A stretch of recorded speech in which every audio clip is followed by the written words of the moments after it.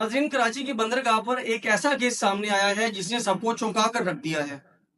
Custom हुकाम ने smuggling की एक बड़ी कोशिश को नाकाम बनाते हुए 14,000 किलो से जायद गधों की खालें बरामद कर ली हैं। 14,000 किलो गधे की खालें जिन गधों से आई, उन गधों का गोश्त आखिर कहाँ गया? इस गोश्त का इस्तेमाल किन कामों के लिए किया गया?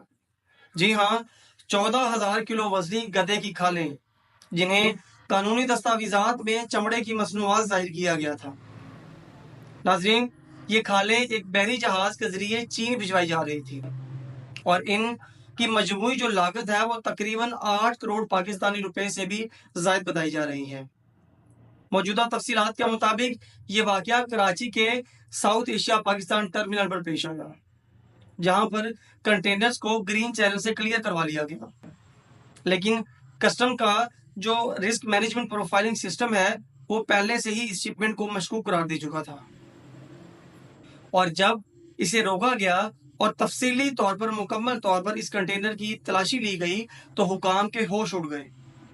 285 पैकेजेस में छुपाई गई गधों की खालें स्मगलिंग की एक चालाक कोशिश है।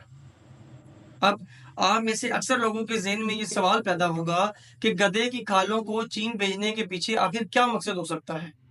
तो नाज़रीन, आप ये बात जानकर हैरान रह जाएंगे कि चीन में गधों की खालों से अद्वियात बनाई जाती हैं। वीडियो में आगे बढ़ने से पहले आप लोगों से रिक्वेस्ट है कि अगर आप लोग मेरे चैनल पर नए हो तो चैनल को सब्सक्राइब कर लें ताकि आप लोगों को डेली अपडेट्स मिल सकें, और अगर वीडियो अच्छी लगे तो इसको लाइक करें और अपने दोस्तों के साथ शेयर करना बिल्कुल ना भूलिएगा। दरअसल चीन में इन खालों का इस्तेमाल एवियाओ नामी एक रवायती दवा बनाने के लिए किया जाता है।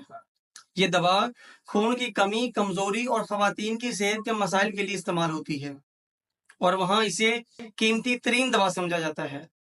सिर्फ एक गधे की खाल जो है उसकी कीमत चंद $100 से लेकर हजारों डॉलर तक जा सकती है, जो कि स्मगलर्स के लिए एक मुनाफा बख्श कारोबार है।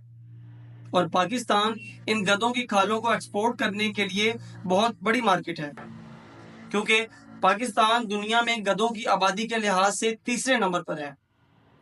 पाकिस्तान में तकरीबन 57 लाख से ज्यादा गधे मौजूद हैं और ये तादाद हर साल बढ़ती जा रही है, लेकिन इन जानवरों की स्मगलिंग एक खतरा बनती जा रही है। इसीलिए पाकिस्तान में गधों की खालों को एक्सपोर्ट करने पर पाबंदी आयद है।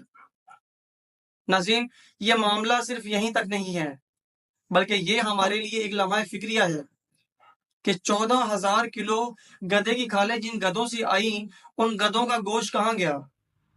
इन गधों का गोश्त किन कामों के लिए इस्तेमाल किया गया? क्या इसे भी खालों की तरह एक्सपोर्ट किया गया या फिर सरेआम बाजारों में